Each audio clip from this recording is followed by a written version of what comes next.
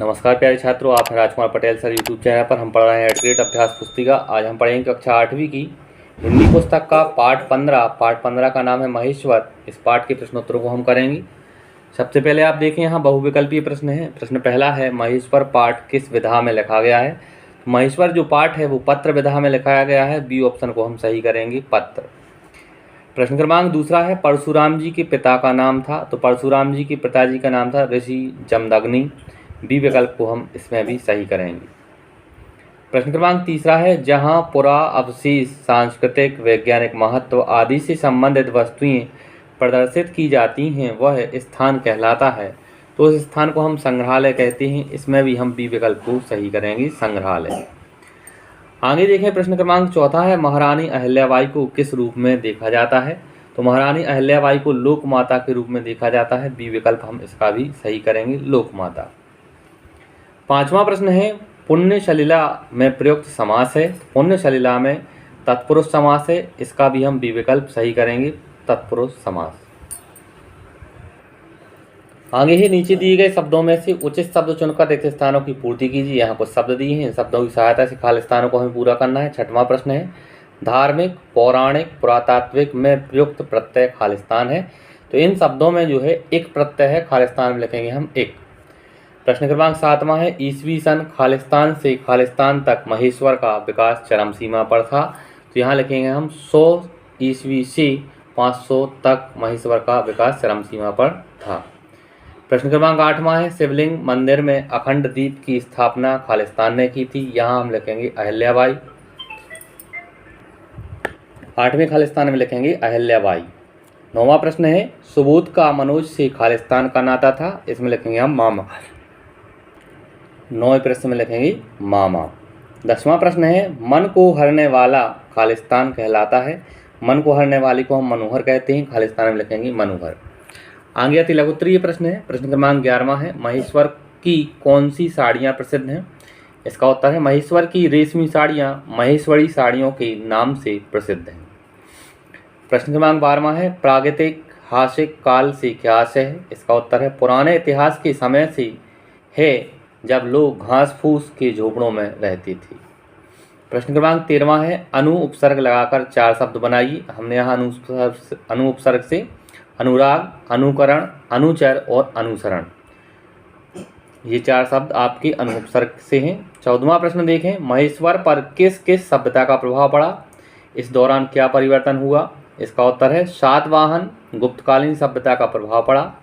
अलंकार युक्त भवनों का निर्माण हुआ। सोना, चांदी, तांबा, कांसा, लोहा आदि का प्रयोग अधिक मात्रा में हुआ।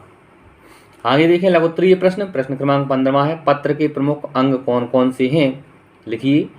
इसका उत्तर है, पत्र के प्रमुख अंग संबोधन, अभिवादन, तिथि, पता, विषय, विवरण हैं। पत्र के अंत में भेजने वाले एवं प्राप्तकर्ता का पता होता है। प्रश्न क्रमांक 16वां है, महेश्वर की ऐतिहासिकता किन चीज़ों से प्रमाणित होती है। इसका उत्तर है, पुराने अवशेष जो खुदाई में प्राप्त हुई, किला, कथाएं आदि। सूर्यवंश के राजा मानधाता ने इसे बसाया था। इनके बाद यहाँ सहस्त्रार्जुन का राज्य रहा। इसने भगवान परशुराम के पिता महर्षि जमदग्नि को मार डाला था। फिर परशुराम ने उसका वध कर दिया। आगे है प्रश्न क्रमांक 17वां, महेश्वर आने वाला दर्शनार्थी अपने आप को कब धन्य समझता है। इसका उत्तर है, मंदिर में महारानी अहिल्याबाई द्वारा प्रज्वलित अखंड दीप में यहाँ आने वाला प्रत्येक दर्शनार्थी घी डालकर अपने आप को धन्य समझता है। प्रश्न क्रमांक 18वां है, महेश्वर के घाटों का अपने शब्दों में वर्णन कीजिए। इसका उत्तर लिखा, महेश्वर की नर्मदा के घाटों पर जय नर्मदा मैया के जयकारे लगाते नर नारी, मंदिरों में गूंजती घंटियों की आवाज़, आरती के मधुर स्वर ध्वनि, ओम नमः शिवाय के मंत्र में डूबा भक्ति में वातावरण तथा पवित्र प्राकृतिक सौंदर्य मन को मोह लेता है। आगे देखें दीर्घोत्तरीय प्रश्न है। प्रश्न क्रमांक 19वां है, अपने आसपास के किसी प्रसिद्ध स्थल की जानकारी देते हुए अपने मित्र को पत्र लिखिए। हमने यहाँ लिखा, प्रिय मित्र राजू, सादर नमस्ते। यहाँ पता लिखा कटरा सागर, दिनांक यहाँ आप तारीख डाल सकते हैं। मित्र राजू, आप गर्मी की छुट्टी में भोपाल आओ, यहाँ निकट ही प्रसिद्ध शिव मंदिर भोजपुर घूमने चलेंगी। वहाँ का वातावरण ही नहीं, आसपास की हरियाली भी देखने योग्य है। तुम यहाँ अवश्य आना। तुम्हारा मित्र राम।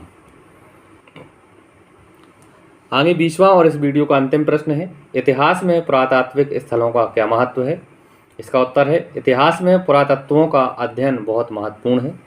इसमें हमें बीती हुई सामाजिक सभ्यता व पुरानी जानकारी प्राप्त होती है। हमारे पूर्वज कैसे जीवन बिताते थे, कैसे कार्य करते थे और अब पहले की अपेक्षा क्या परिवर्तन हुआ है, यह सीख भी हमें मिलती है। छात्रों, आज का हमने होमवर्क प्रश्न यहाँ लिखा है, आप इस प्रश्न को देखें। गृह कार्य प्रश्न है, समास कितने प्रकार के होते हैं? आपको समास के प्रकारों के नाम नहीं लिखना है, केवल संख्या बतानी है। आप हमें कमेंट करके बताएंगे समास कितने प्रकार के होते हैं।